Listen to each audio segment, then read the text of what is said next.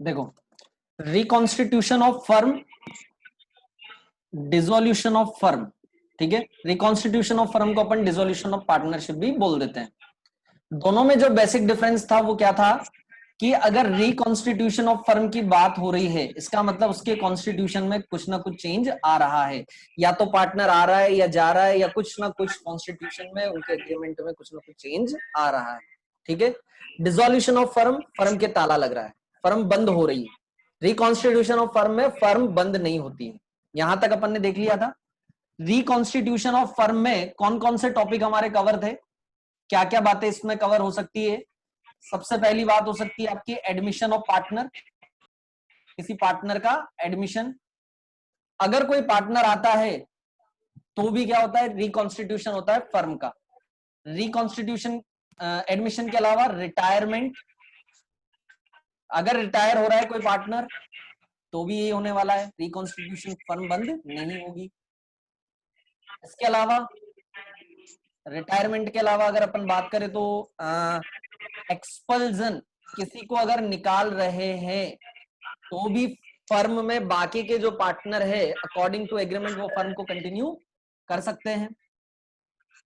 इसके अलावा death of partner, partner की अगर डेथ हो गई है, अब इसमें मैंने दो मामले आपको बताए थे कि अगर प्रोविजन नहीं है, कुछ भी नहीं लिखा हुआ है, ठीक है, कुछ भी नहीं लिखा आपकी पार्टनरशिप डीड में, तो उस सिचुएशन में एक पार्टनर की डेथ होने पर पूरी फर्म क्या हो जाती है आपकी, डिसॉल्व हो जाती है। लेकिन पार्टनरशिप डीड में कोई कॉन्ट्रेरी प्रोविजन है तो फिर एक पार्टनर की डेथ से फर्म बंद नहीं होगी, फर्म अपने बिजनेस को कंटिन्यू करेगी। इन दैट केस ये किसमें कवर हो जाएगा आपका, रिकॉन्स्टिट्यूशन। इंसॉल्वेंसी, सेम केस है डेथ के जैसा कि एक पार्टनर के इंसॉल्वेंट होने पर अगर कोई कॉन्ट्रेरी प्रोविजन नहीं है, मीनल अपना ऑडियो बंद कर ले।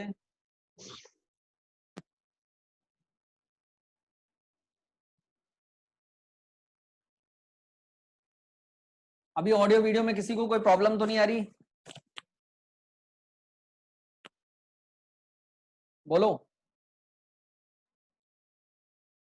ऑडियो वीडियो में कोई प्रॉब्लम आ रही है क्या?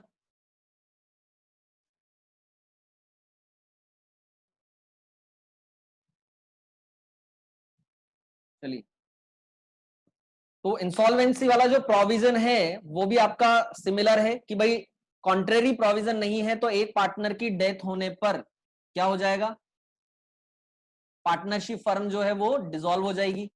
और अगर कोई कॉन्ट्रेरी प्रोविजन है तो उस सिचुएशन में फिर ये किसमें कवर होगा आपका, रिकॉन्स्टिट्यूशन। तो ये 5 पॉइंट जो आपको दिए हुए हैं ये आपके कवर होते हैं रिकॉन्स्टिट्यूशन ऑफ फर्म। चलिए सबसे पहले देखते हैं हम एडमिशन को। एडमिशन ऑफ न्यू पार्टनर, कोई भी नया पार्टनर फर्म में आता है, बताओ उसका ऑब्लिगेशन किस दिन से आएगा।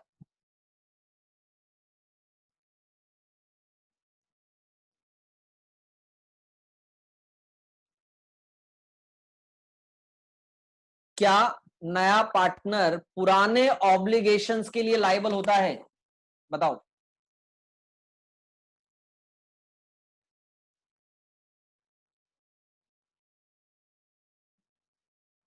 ऑब्लिगेशन उसका किस दिन से आएगा, जिस दिन वो फर्म में एडमिट हुआ है उस दिन से, उस दिन के बाद जो भी ऑब्लिगेशंस होंगे फर्म के उनके लिए वो लायबल रहेगा, उसके पहले के ऑब्लिगेशंस के लिए उसकी कोई लायबिलिटी नहीं है, ठीक है। अब दूसरी बात कि क्या किसी पार्टनर को ऐसे ही एडमिट कर लिया जाएगा मेजोरिटी से या किसी एक पार्टनर के बोलने पर। तो हमने राइट्स में ऑलरेडी देख लिया था कि अगर कोई नया पार्टनर आना चाह रहा है तो 100% कंसेंट जरूरी है, यानी कि ऑल पार्टनर्स की कंसेंट से ही उसे एंटर किया जा सकता है, मेजोरिटी से उसे एंटर नहीं किया जाएगा। ऑल पार्टनर्स अगर एग्री है तो उसे एंट्री मिलेगी, अदरवाइज उसके एडमिशन को रोका जा सकता है, ठीक है।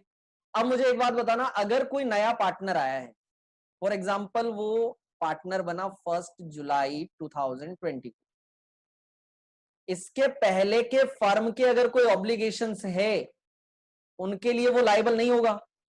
लेकिन अगर वो खुद ही बोले कि भाई ठीक है मैं फर्म के ऑब्लिगेशंस लेने के लिए तैयार हूं, अब बताओ उसकी लायबिलिटी आएगी या नहीं आएगी।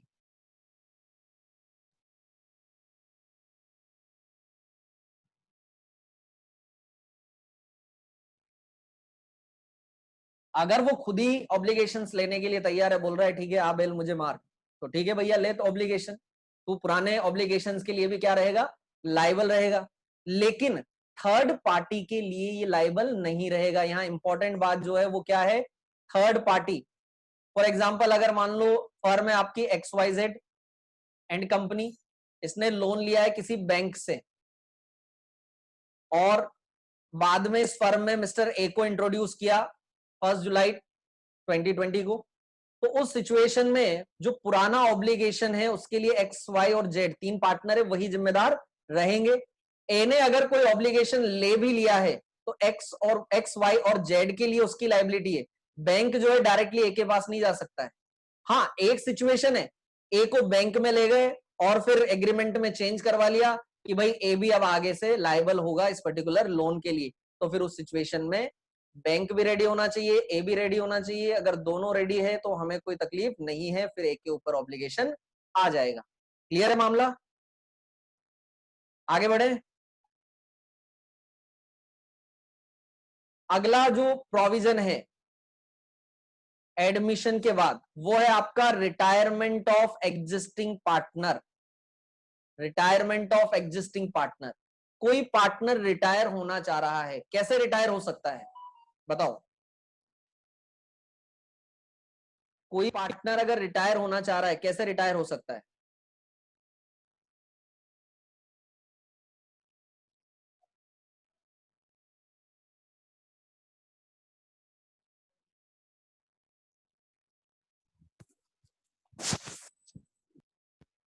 बोलो भाई।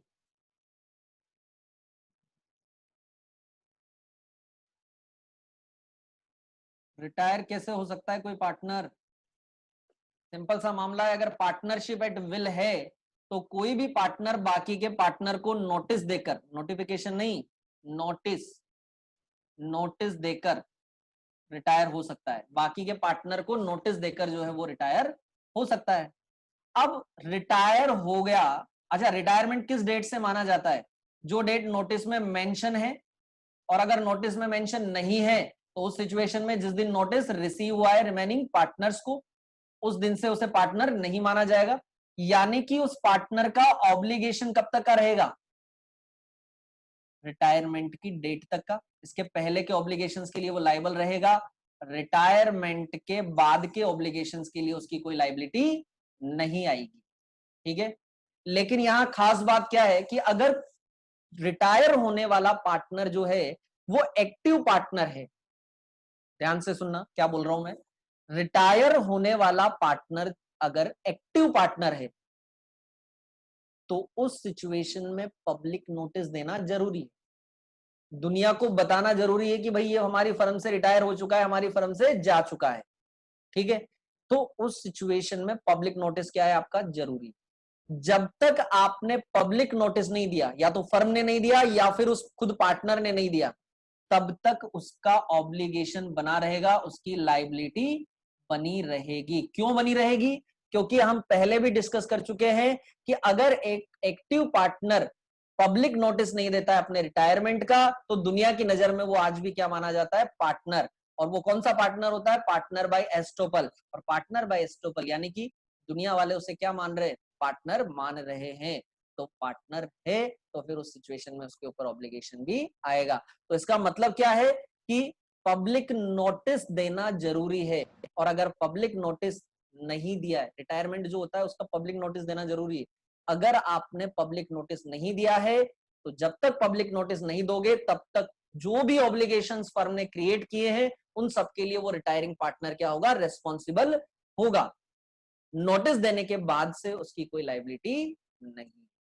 ठीक है, अच्छा अगर पार्टनर स्लीपिंग पार्टनर हुआ तो फिर पब्लिक नोटिस की जरूरत है क्या, बोलो।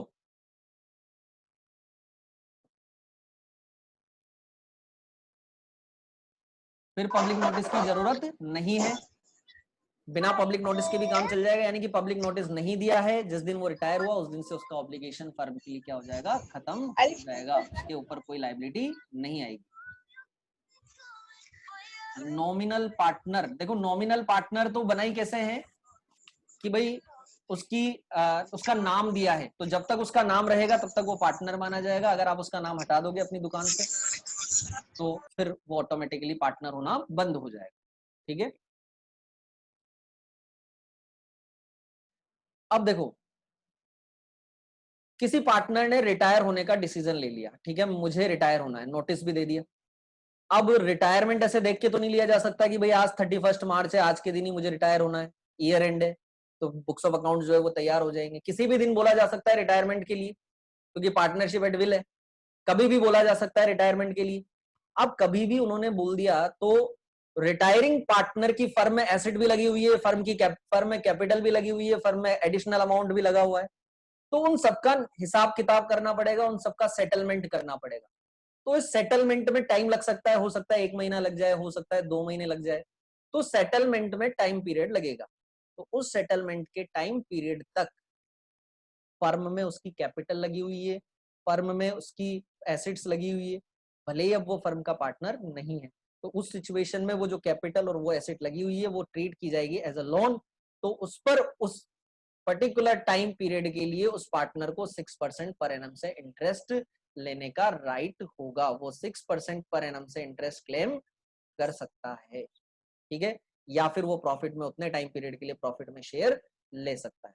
ठीक है, फाइनल सेटलमेंट होने के बाद अब थर्ड पार्टी के लिए और किसी भी पर्सन के लिए उसका कोई ऑब्लिगेशन नहीं रहेगा। क्लियर है मामला? ये जो रिटायरिंग पार्टनर होता है ये रिटायर होने के बाद के ऑब्लिगेशंस के लिए लायबल रहेगा क्या? रिटायरमेंट के बाद के ऑब्लिगेशंस के लिए इसकी कोई लायबिलिटी नहीं आएगी। क्लियर है मामला? बोलो।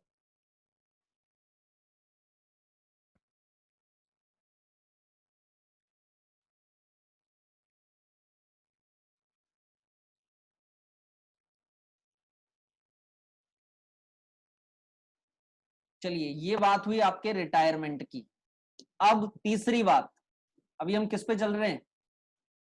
रिकॉन्स्टिट्यूशन ऑफ फर्म पे। तो तीसरी बात, एक्सपल्जन ऑफ पार्टनर, डेथ वाला प्रोविजन अभी देखेंगे। एक्सपल्जन ऑफ पार्टनर, किसी पार्टनर को निकाल दिया है, निकाल दिया है। किसी पार्टनर को निकाला जा सकता है क्या? बताओ। एक्सपल्जन, निकाल दिया है, हटा दिया है, निकाला जा सकता है क्या?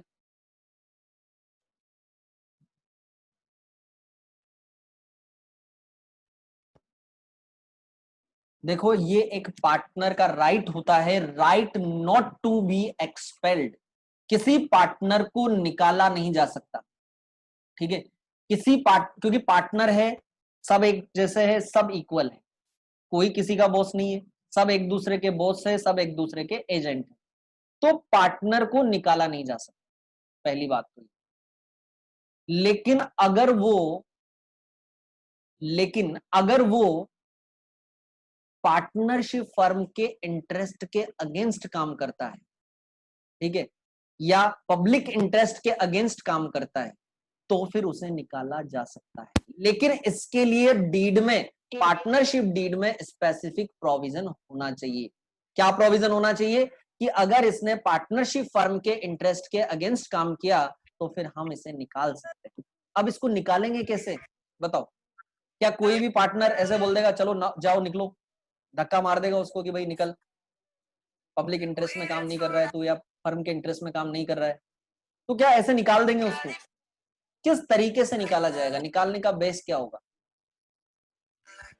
अकेला पार्टनर निकाल सकता है, मेजोरिटी से निकाला जाए, या सारे पार्टनर जो है वो एग्री हो तब निकाल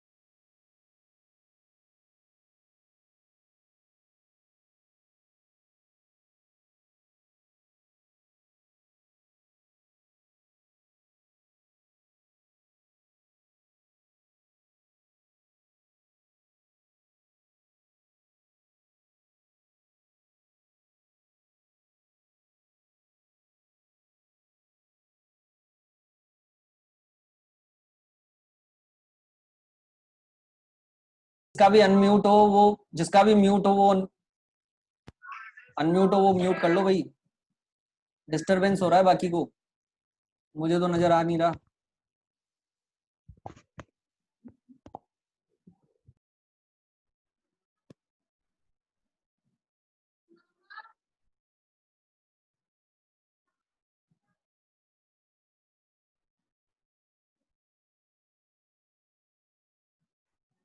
अभी आ रही है क्या आवाज?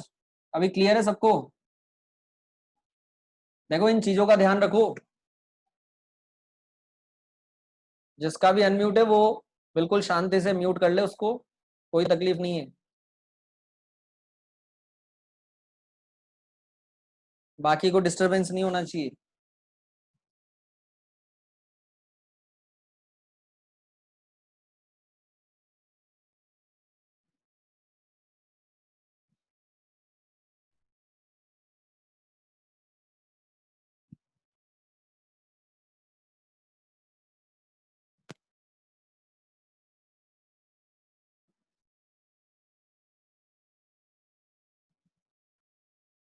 चलो भाई,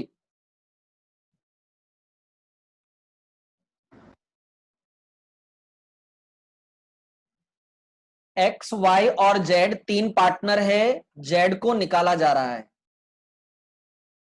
कैसे निकाल, सबसे पहली बात तो पार्टनरशिप डीड में प्रोविजन होना चाहिए कि भाई किसी पार्टनर को निकाला जा सकता है, ये प्रोविजन। और कब निकाला जा सकता है? जब वो पब्लिक इंटरेस्ट या फर्म के इंटरेस्ट के अगेंस्ट काम करे तब निकाला जा सकता है, ये प्रोविजन होना चाहिए पार्टनरशिप डीड में। और अगर ये प्रोविजन है तब कैसे निकाला जा सकता है? सिंगल पार्टनर भी निकाल सकता है, अकेला पार्टनर बोल दे भैया तू जा फर्म से, हमें कोई दिक्कत नहीं है, हमें नहीं चाहिए। कैसे निकाला जा सकता है? मेजोरिटी से निकाला जा सकता है या फिर ऑल पार्टनर की कंसेंट से।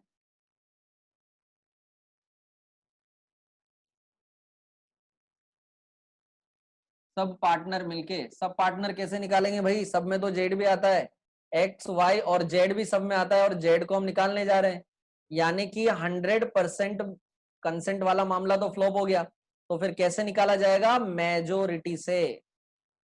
क्लियर है? बोलो। मेजोरिटी से निकाला जाएगा, ठीक है। A partner may not be expelled from a firm by any majority of the partners, save in the exercise in good faith or power conferred by contract between the partners. The provision of retired partner will be applicable to such expelled partner. देखो कहानी clear है कि वैसे उसे निकाला नहीं जा सकता, लेकिन गुड फेथ में, यानी कि अगर उसने फर्म के इंटरेस्ट के अगेंस्ट काम किया है, पब्लिक इंटरेस्ट के अगेंस्ट काम किया है, तो फिर उसे मेजोरिटी से निकाला जा सकता है, ठीक है। अब निकाले जाने वाले पार्टनर की भी कहानी वही, कि दिन देख के तो निकालेंगे नहीं कि भाई आज ये मुहूर्त है या फिर ये 31 मार्च है तब निकाल दे, कभी भी निकाला जा सकता है।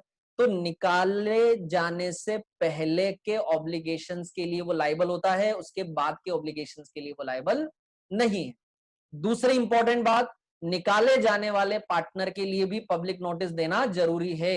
नोटिस क्या है आपका? रिक्वायर्ड है। क्यों रिक्वायर्ड है? क्योंकि जिसको निकाल रहे, अगर कल को उसने फर्म के नाम से कोई काम कर लिया तो दुनिया की नजर में तो वो पार्टनर था और पार्टनर माना जाएगा, यानी कि वो पार्टनर बाय एस्टोपल बन जाएगा, ठीक है। और पार्टनर बाय एस्टोपल बन गया तो उसने अगर कोई काम किया है तो फर्म के ऊपर भी ऑब्लिगेशन आ सकता है, और फर्म ने अगर कोई काम किया है तो उसके ऊपर भी ऑब्लिगेशन आ सकता है, ठीक है।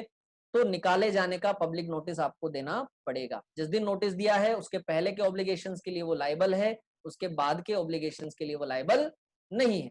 सेटलमेंट वाली कहानी भी वही है कि फर्म में उसकी एसेट लगी हुई है, फर्म में उसकी प्रॉपर्टी लगी हुई है, फर्म में उसकी कैपिटल लगी हुई है, तो उस कैपिटल पर उसे उसके पास राइट आ जाएगा 6% पर एनम से इंटरेस्ट लेने का, या फिर उस पर्टिकुलर डेट तक प्रॉफिट में शेयर लेने का, जब तक कि फाइनल सेटलमेंट नहीं हो जाता है। क्लियर है क्या मामला?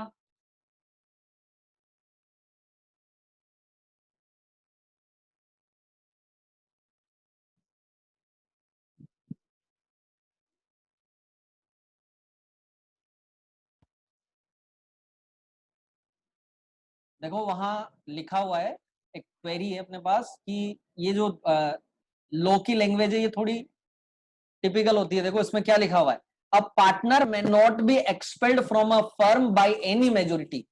मेजोरिटी से उसे निकाला नहीं जा सकता, यहां तक क्लियर है। अगर इसका मतलब निकाल लिया तो हम क्या बोलेंगे कि भाई उसे निकाला ही नहीं जाएगा मेजोरिटी से, ठीक है। लेकिन आगे जो लिखा हुआ है सेव इन द एक्सरसाइज, ये जो सेव लिखा हुआ है ना, तो इसका मतलब क्या है, एक्सेप्शन मान लो इसको कि इसके अलावा ये जो प्रोविजन है, इसके अलावा उसे मेजोरिटी से नहीं निकाला जाएगा, यानी कि इस प्रोविजन के अकॉर्डिंग उसे मेजोरिटी से निकाल सकते हैं। क्या प्रोविजन है? इन गुड फेथ, अगर गुड फेथ में आप निकाल रहे हो तो फिर उसे मेजोरिटी से निकाल सकते हो, ठीक है। ये लैंग्वेज का फर्क है, लॉ की लैंग्वेज इसी तरह से लिखी होती है, अपने को इंटरप्रिटेशन अपने अकॉर्डिंगली कर लेना, ठीक है। आप सिंपल लिख सकते हो in good faith a partner may be expelled by majority of the partner, ठीक है। बोलो अंशु।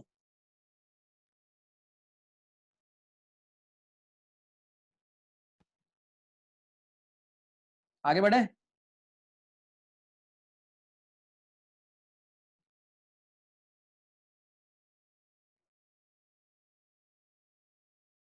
अगला पॉइंट आता है आपका death of partner. Death of partner, देखो डेथ वाला जो केस है वो रिकॉन्स्टिट्यूशन में कब कवर होता है? जब पार्टनरशिप एग्रीमेंट में कोई कॉन्ट्रेरी प्रोविजन, कॉन्ट्रेरी प्रोविजन नहीं हो, तो हमने देखा सिंगल पार्टनर की भी अगर डेथ हो गई तो पार्टनरशिप फर्म को ताला लगाना पड़ेगा, पार्टनरशिप फर्म आपकी क्या हो जाएगी? बंद हो जाएगी, ठीक है।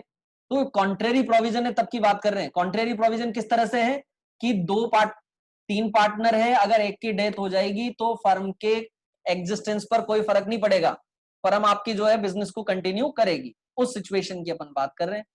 अब उस सिचुएशन में क्या किया जाए कि भाई जो जिस पार्टनर की डेथ हुई है, डेथ के पहले के ऑब्लिगेशंस के लिए वो लाइबल नहीं रहेगा, सॉरी, डेथ के पहले के ऑब्लिगेशंस के लिए वो लाइबल रहेगा, डेथ के बाद के ऑब्लिगेशंस के लिए उसकी कोई लाइबिलिटी नहीं। हाँ, पहले के ऑब्लिगेशंस जो है वो कहां से पे किए जाएंगे? पुराने ऑब्लिगेशंस, अब भाई उसकी तो डेथ हो गई, तो उसकी डेथ के बाद जो उसकी एसेट बची है फर्म में उससे पे किए जाएंगे। और अगर कम पड़ गई है तो जो एसेट उसके लीगल रिप्रेजेंटेटिव को ट्रांसफर हुई है, भाई डिसीज पर्सन है, इसकी कोई पर्सनल एसेट जो है वो इसके किसी लीगल रिप्रेजेंटेटिव को या लीगल हायर को ट्रांसफर हो गई, तो उसकी प्रॉपर्टी में से इसे क्या किया जाएगा? पे किया जाएगा, ठीक है। अब बात आती है कि भाई किसी की डेथ हो गई, इसका पब्लिक नोटिस देना जरूरी है क्या? तो लॉ क्लियरली बोलता है कि भाई किसी की डेथ को हमें एडवर्टाइज्ड नहीं करना है, आपको पब्लिक नोटिस देने की जरूरत नहीं, ठीक है। वैसे भी दुनिया वालों को पता लगी जाएगा, ठीक है। तो यही कहानी इसमें लिखी हुई है कि under a contract between the partners the firm is not dissolve by the death of partner, the estate of a deceased partner is not liable for any act of the firm done after his death, उसकी death के बाद के किए हुए कामों के लिए firm उसकी एसेट लाइबल नहीं है, लेकिन उसकी डेथ के पहले के कामों के लिए उसकी एसेट जो है वो लाइबल रहेगी। लीगल रिप्रेजेंटेटिव अगर उसका नहीं हो, देखो जेड की डेथ हो गई, जेड का कोई लीगल रिप्रेजेंटेटिव नहीं है, आगे पीछे कोई नहीं, ठीक है, आगे पीछे कोई नहीं है, उस सिचुएशन में जो फर्म में एसेट लगी हुई है सिर्फ उन्हीं से क्या किया जाएगा? पेमेंट किया जाएगा। अगर कोई उसकी पर्सनल एसेट है तो उनको सेल किया जाएगा, इसके लिए कोर्ट जो है कोई रिसीवर अपॉइंट कर देगा, वो उसके एसेट को सेल करवाएगा और सेल करने के बाद जो है उसका पेमेंट, ऑब्लिगेशन का पेमेंट किया जाएगा। और फिर भी अगर कम पड़ जाता है तो फिर वही इंसॉल्वेंसी वाली सिचुएशन की तरह बाकी के पार्टनर्स ही उसको बियर करेंगे, जिसकी डेथ हो गई अब उससे हम वसूली कैसे करेंगे, ठीक है। अब अगर मान लो डेथ जिस पार्टनर की हुई है वो एक्टिव पार्टनर हो तो कोई तकलीफ नहीं है, पब्लिक नोटिस की जरूरत ही नहीं है। पब्लिक नोटिस क्यों देते हैं? कि कल कोई हमारे नाम से कोई गलत काम ना कर ले और हमारे ऊपर ऑब्लिगेशन ना आ जाए। अभी जिसकी डेथ हो गई वो भूत बन के थोड़ी ऑब्लिगेशन क्रिएट करेगा, क्लियर है।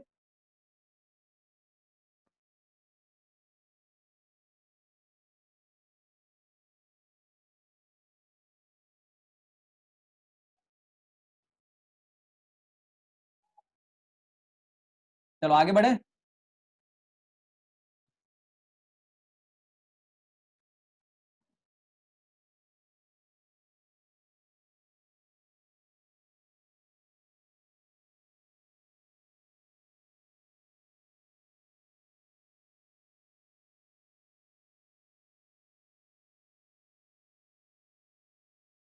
इंसॉल्वेंसी ऑफ पार्टनर, यहां भी प्रोविजन सेम है आपका। एक पार्टनर के इंसॉल्वेंट होने पर वैसे पार्टनरशिप फर्म आपकी क्या हो जाती है, डिसॉल्व हो जाती है, अगर कोई कॉन्ट्रेरी प्रोविजन नहीं है। ठीक है, अगर कोई कॉन्ट्रेरी प्रोविजन नहीं है तो एक पार्टनर की डेथ होने पर पार्टनरशिप फर्म आपकी क्या हो जाती है, डिसॉल्व हो जाती है। लेकिन अगर कॉन्ट्रेरी प्रोविजन है तो फिर वो किस में कवर होता है, आपका रिकॉन्स्टिट्यूशन। अब मान लो 3 पार्टनर है किसी फर्म में, एक इंसॉल्वेंट हो गया और कॉन्ट्रेरी प्रोविजन है, यानी कि बाकी के पार्टनर जो है बिजनेस को चालू रखेंगे। अब इंसॉल्वेंसी किसको बोलते हैं, इंसॉल्वेंसी का मतलब क्या, एसेट कम लायबिलिटी ज्यादा, ये एसेट कम रह गई लायबिलिटी ज्यादा हो गई, तो उस सिचुएशन में क्या किया जाएगा, इस पर्टिकुलर पर्सन की एसेट्स को सेल किया जाएगा और उससे उसके ऑब्लिगेशंस का पेमेंट किया जाएगा। हाँ, जितना हो सकता है उतना पेमेंट ये खुद करेगा, नहीं हो रहा है बाकी के पेमेंट की रेस्पॉन्सिबिलिटी आ जाएगी किसके ऊपर, रिमेनिंग पार्टनर के ऊपर। मान लो ऑब्लिगेशन है इसके 1,00,000 रुपए के, अभी इसकी एसेट पूरी हो रही है आपकी मान लो 1,00,000, तो कोई दिक्कत ही नहीं है, फिर ये इंस्टॉलमेंट नहीं होता। लेकिन इसकी एसेट तो है 60,000 की, तो फिर इससे कितनी रिकवरी की जाएगी, 60,000। बाकी के 40,000 आउटसाइडर को तो पे करने ही पड़ेंगे, वो कौन पे करेगा, वो पे करने का ऑब्लिगेशन आएगा एक्स और वाई के ऊपर। ठीक है, इसको पे करने का ऑब्लिगेशन जो है वो किसके ऊपर आएगा, आपका एक्स और वाई के ऊपर। ठीक है, इंसॉल्वेंट पार्टनर अगर हो गया है तो इंसॉल्वेंसी का पब्लिक नोटिस देने की भी जरूरत नहीं है। क्यों नहीं है, क्योंकि इंसॉल्वेंट हुआ है इस बात के लिए ऑलरेडी कोर्ट ने ऑर्डर दिया होगा और वो ऑर्डर आपका न्यूज़पेपर में पब्लिश हुआ होगा, तो ऑटोमेटिकली वो अपने आप में क्या हो गया, एक पब्लिक नोटिस। तो इसके लिए सेपरेट पब्लिक नोटिस देने की आपको जरूरत नहीं। ठीक है, where the firm is not dissolved by the adjudication of a partner as an insolvent, the estate of a partner so adjudicated is not liable for any act of the firm, and the firm is not liable for any act of the insolvent done after the date on which the order of adjudication is made। जिस दिन insolvency का order आया है उसके पहले के obligations के लिए, ठीक है, बाकी के पार्टनर चुका देंगे। जैसे हमने बात की कि 1,00,000 के ऑब्लिगेशन है, 60,000 उसकी एसेट से मिल गए, 40,000 जो है वो बाकी के पार्टनर्स बियर करेंगे। लेकिन बाद में अगर कोई उसने ऑब्लिगेशन क्रिएट कर दिए हैं आफ्टर इंसॉल्वेंसी, तो उसके लिए एक्स और वाई की कोई लायबिलिटी नहीं है। और एक्स और वाई ने अगर कोई ऑब्लिगेशन क्रिएट किए हैं तो फिर जेड की कोई लायबिलिटी नहीं। ठीक है, बोलो इसमें कोई प्रॉब्लम हो तो।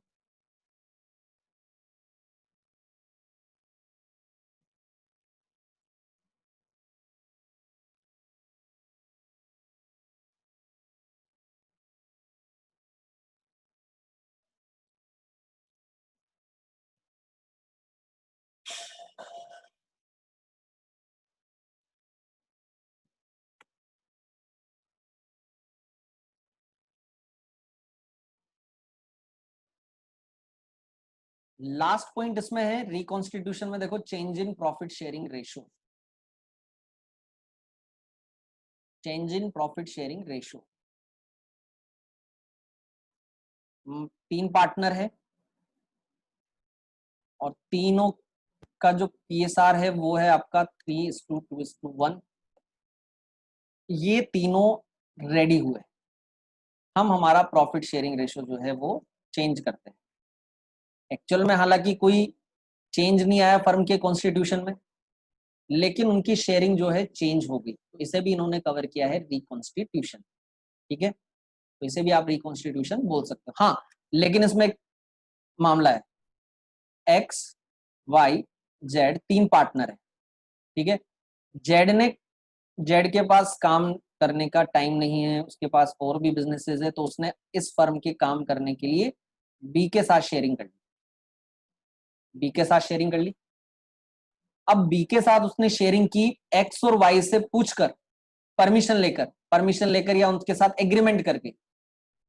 इस सिचुएशन में इसको क्या बोला जाएगा, सब पार्टनर, पार्टनर का पार्टनर, यानी कि एक्स और वाई को भी पता है कि जेड का काम कौन करने वाला है, बी, और जेड अपने प्रॉफिट में से इसको कुछ ना कुछ शेयर देने वाला है। तो ये मामला भी एक तरह से आपका कवर हो जाता है रिकॉन्स्टिट्यूशन ऑफ फर्म में।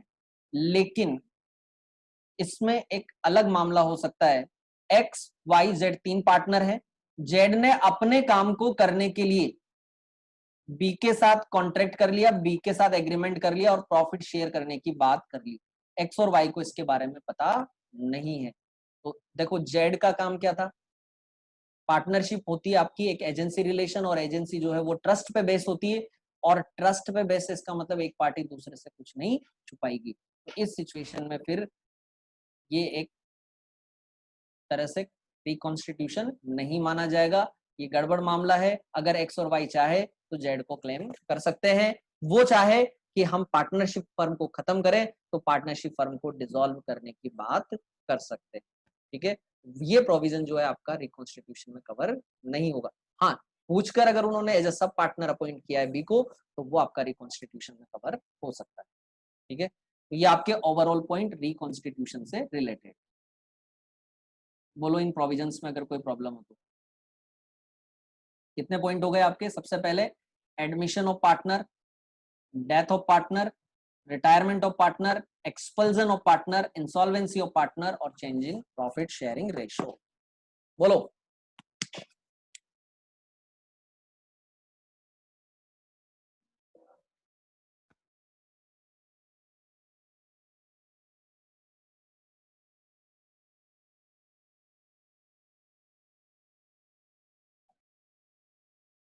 अब यहां देखो तीन चीजें हैं। एडमिशन में कोई पब्लिक नोटिस नहीं देना, रिटायरमेंट में पब्लिक नोटिस देना है, ठीक है, एक्सपल्जन में पब्लिक नोटिस देना है, इंसॉल्वेंसी में पब्लिक नोटिस नहीं देना है, डेथ में पब्लिक नोटिस नहीं देना। एडमिशन में भी एक पॉइंट आएगा, अभी आगे देखेंगे उसको। एडमिशन में एक पॉइंट आता है आपका कि माइनर पार्टनर नहीं बन सकता है, लेकिन मेजर होने के बाद उसने पार्टनरशिप में आना एडमिट किया, पार्टनरशिप में आना एक्सेप्ट किया, तो उस सिचुएशन में जब माइनर मेजर होने के बाद फर्म में पार्टनर बनता है, एडमिट होता है, एडमिशन होता है उसमें उसका फर्म में एज पार्टनर, तो उस चीज का फिर पब्लिक नोटिस दिया जाना चाहिए। इसके लिए डिटेल से अलग प्रोविजन है, वहां अपन डिस्कस करेंगे इसको। बाकी इसके बाद आपका ये आपका कॉन्स्टिट्यूशन से रिलेटेड प्रोविजन। इसके बाद आपका आएगा डिसॉल्यूशन ऑफ फर्म, ये अपन डिस्कस करेंगे कल। आज के लिए इतना ही, बाकी अपन कल देखते हैं। ठीक है।